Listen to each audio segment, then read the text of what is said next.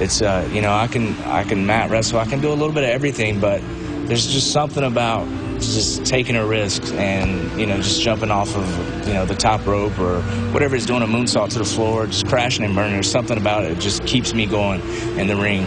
Shannon Moore has now found his niche in the TNA tag team division with Jesse Neal, forming the stable Inc. The tag team wasted no time in beginning a title run, putting the competition on notice.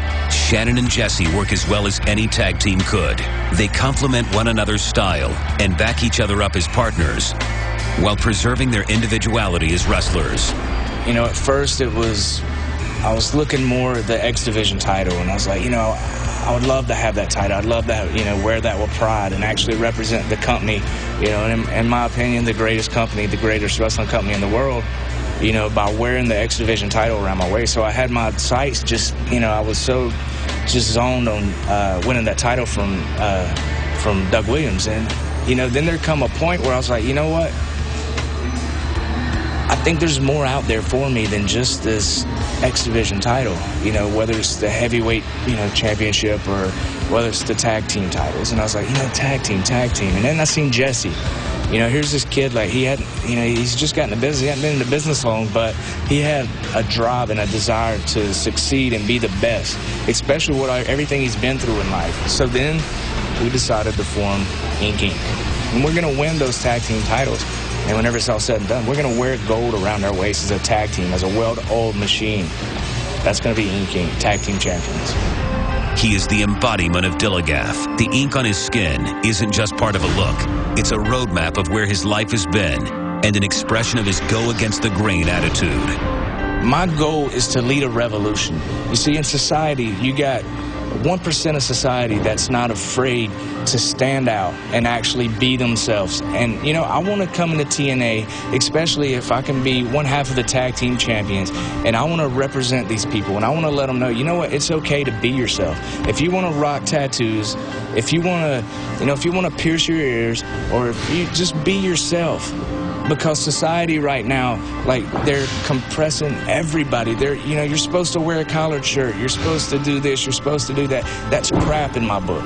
And I want to let these people know, especially whenever I become one half of the tag team champions, that it's okay to be yourself. And I'm leading that revolution. I'm leading that revolution to represent that 1% of society that's not afraid to stand out and be themselves. And I don't want it to be 1%. I want it to be 100%. I want everybody to be able to just be themselves, man, because once you realize who you are as a person, like, it's the greatest thing ever. And just for me, like, especially walking in a restaurant and just seeing heads turn for me being all tatted up, and for whether it's my piercings or whatever, like, getting judged, I love it. Judge me, because you don't know what's inside, man, because I got the biggest heart ever, but I get it all the time. Every time I walk in somewhere, or especially financing a house or buying a car, immediately you walk into the door, they think you're just some young degenerate that's just, you don't have no money, and you're just, you know, and I want the people to know that it's okay to be yourself, and I'm leading that revolution. Coming up next on TNA Reaction, Mr. Anderson, Kurt Angle, and Jeff Hardy will discuss RVD's return and what went down earlier tonight on Impact. I don't care who's the #1 contender, who they say is the #1 contender. In my eyes, he's the #1 contender. Plus, we'll hear what they have to say about their championship match at Bound for Glory. Professional wrestling is an industry that revolves around history, respect, and honor. Jeff Hardy, Kurt Angle, and Mr. Anderson are all veterans of the sport. They all understand what it means to be a champion. They are all focused on the same goal. They're very dangerous in different ways. Jeff comes out of nowhere. Anderson's very calculated. So you have a guy that kind of, this energy bursts out of nowhere and he becomes a raged animal, but then you have this guy that's also a raged animal, but he's very calculated. You know, so you have somebody that blows up in your face and somebody that's going to sneak up behind your back. You have the two completely opposite personalities. And one's Ken Anderson and one's Jeff Hardy, and you obviously know the difference. I'm an asshole. I don't know. I mean, Jeff, you can count on Jeff any day. Kurt, you can pretty much count on him every day. I guess if I was a betting man, I don't know if I would bet on me. But I'm going to tell you right now, I'm a different person than I was several months ago, a year ago. I'm going to do the right thing. I think before lockdown, Kurt was unsure. I think, we had several conversations, before I ever came to TNA that he was a fan of my work. I don't know if he really, really respected me to the level that he does, I think now. I think now, especially after lockdown, after the war that we went through, I think he respects me. I have all the confidence in the world in that. The thing is, I can't overlook him. He's every bit the opponent as Jeff Hardy is. And I had a match with him at lockdown that was every bit as hard fought as my match with Jeff Hardy at No Surrender. So this is going to be a war.